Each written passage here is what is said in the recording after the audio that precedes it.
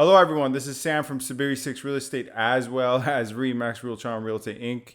back with another video. In today's video, we're going to I'm going to explain the cap rate. What is a cap rate? What does it mean within the context of real estate?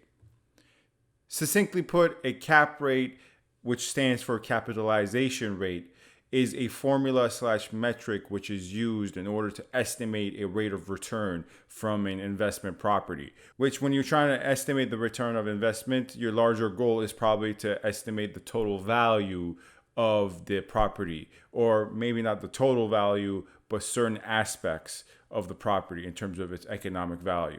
So put succinctly, the cap rate formula / metric is as follows.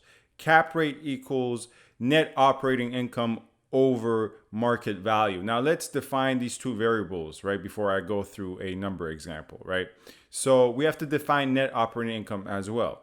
Net operating income, the formula for that is very simple. Income / revenue derived from the rental property or investment property minus operating expenses. So operating expenses can be further defined as a mix of variable and fixed costs, but costs exclusively that are incurred in order to operate and maintain the property. So that definition is not exhaustive. It does eliminate other expenses and costs, but for our purposes, we're only concerned with operating expenses. Revenue derived from a rental property or investment property is any revenue. It's pretty straightforward. So it could be rental income, or if you have a bigger rental complex that you own, it can be the parking, if the parking is paid for by the tenants, or any vending machines. But for our purposes, for most investors, it's just solely rental income.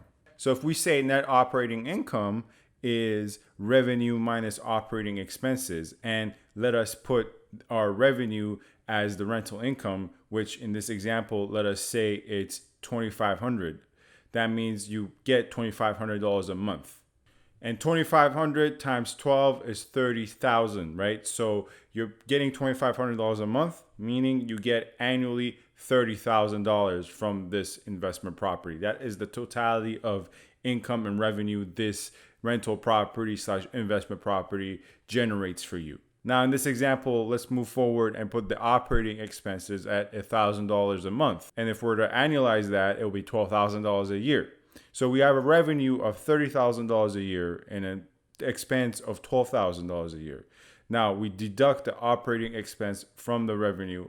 What remains is $18,000.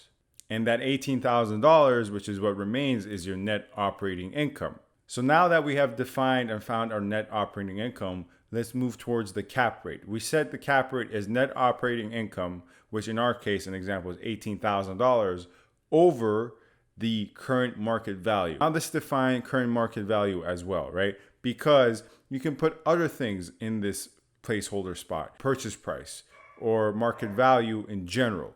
But current market value is the most specific because it's not just referring to the price which you purchased it at, right? Let's say you're trying to do this metric for a property that you purchased 5 years ago. Now, the markets change, obviously, whether it's for the better or for the worse. So the market value, assuming you bought the property 5 years ago at market value, is not the current market value. Thus, it would be a skewed estimation of rate of return if you just solely use purchase price. For that reason, it is best to use current market value. Now, for the sake of simplicity, let's just put the current market value at 1 million for this example we're going through. So if our capitalization rate equals net operating income over current market value, what we're working with right now is 18,000 divided by 1 million, which is 1.8%. Meaning, in this example, our cap rate, our rate of return on this example property is 1.8%. Now, thus far, all I've done is just objectively convey what the actual cap rate formula is.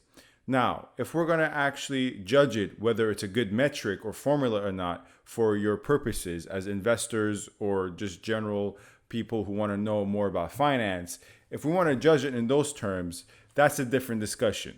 I will make a different video about the utility of a cap rate and whether or not it is a good formula. But quickly in this video, I'm going to actually state that it's only a good metric for beginners. If you actually are seeking a very detailed and specific understanding of your investments, I think the cap rate can point you towards the right direction, but it is not a good metric for a lot of advanced and intermediary people in the world of finance and investing. Not to say it has no utility, it's just a very basic metric. And like most basic concepts, whether it's in law, in finance, in business, and whatever it is, most basic concepts are good at drawing large parameters, but they're not really good at specifically giving you detailed understanding of the minutia and nuances of things. Anyways, thank you for watching the video. As always, please subscribe, comment, rate, and review. And yeah, thanks for watching this channel and supporting it. You can find my contact information in the description box. Thank you.